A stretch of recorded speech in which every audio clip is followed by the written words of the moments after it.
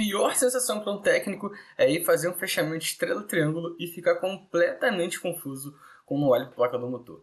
Fala galera do curso Circuito, beleza? Diego aqui, e nessa aula a gente vai aprender de uma vez como fazer a identificação correta da placa do motor para conseguir fazer o fechamento estrela ou triângulo. Então a gente primeiro precisa fazer a identificação da placa do motor e ter as informações necessárias.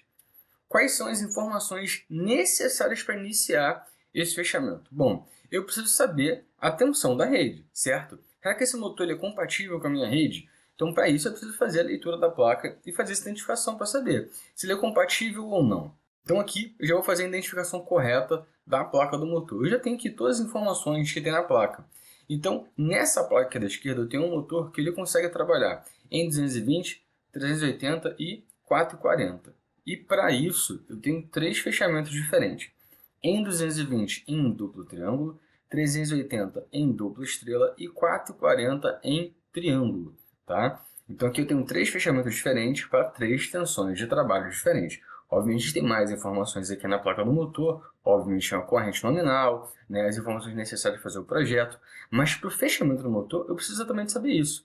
Se a placa do motor, se o motor condiz com o que eu preciso da minha rede, né? Se a minha rede ela vai suportar, né, o fechamento que eu necessito fazer mediante a minha tensão da rede. Eu tenho um motor aqui apenas com dois fechamentos, né, um motor de 6 pontas em 380 e 220. Dois fechamentos, duas tensões de rede de trabalho.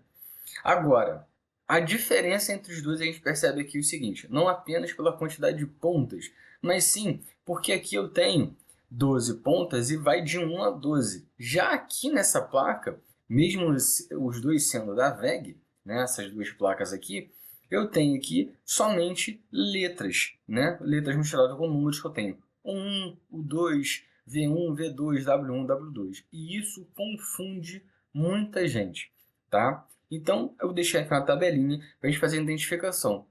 Então, quando eu tenho o 1 e o 2, eu tenho uma bobina.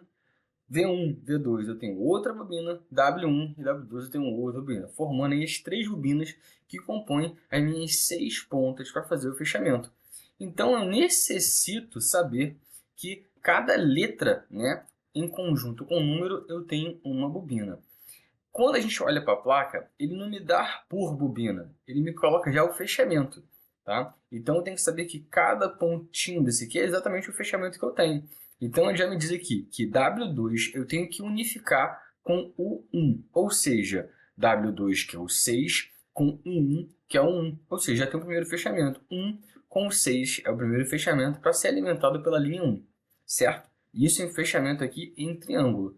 Quando a gente vai para a estrela, a gente sabe que a gente tem que curto-circuitar três pontas, certo?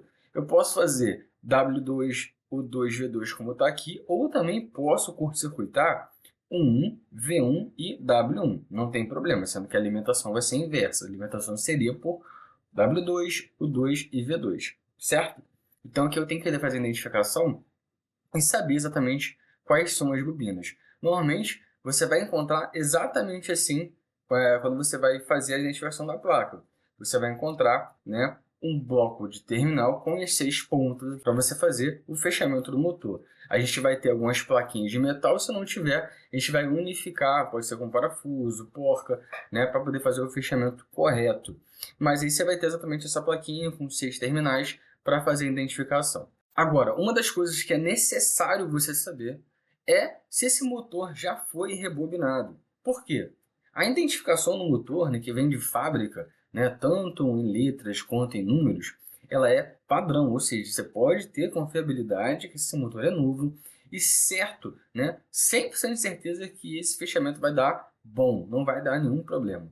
Agora, se esse motor já foi rebobinado ou se, né, os tags foram perdidos e você chegar na hora e encontrar todos os cabos soltos sem identificação nenhuma, correto é você fazer primeiro a identificação dos pares das bobinas, tá? Então, com o multímetro em escala ômica, né, escala de resistência, vai fazer conforme a ilustração e identificar cada par de bobina para você fazer novamente o mapeamento de cada bobina para você conseguir fazer o fechamento.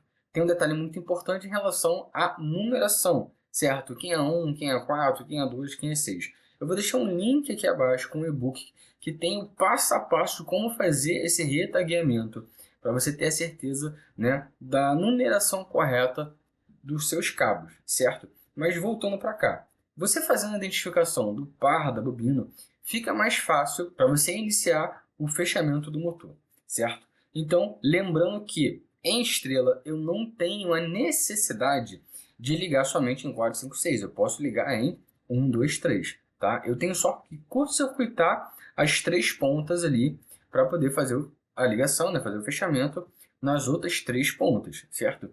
Em triângulo, obviamente, eu necessito fazer o fechamento correto entre 1 e 6, 2 e 4 e 3 e 5 para fazer o fechamento em triângulo.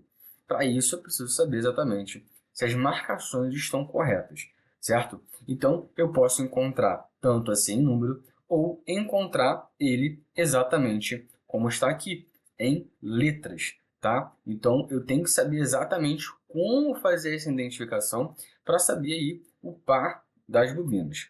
Bom, se você gostou desse vídeo, já curta esse vídeo agora mesmo, compartilhe com todo mundo que eu vou trazer muito mais conteúdo para vocês. Bom, galera, essa foi a aula de hoje e a gente se vê na próxima.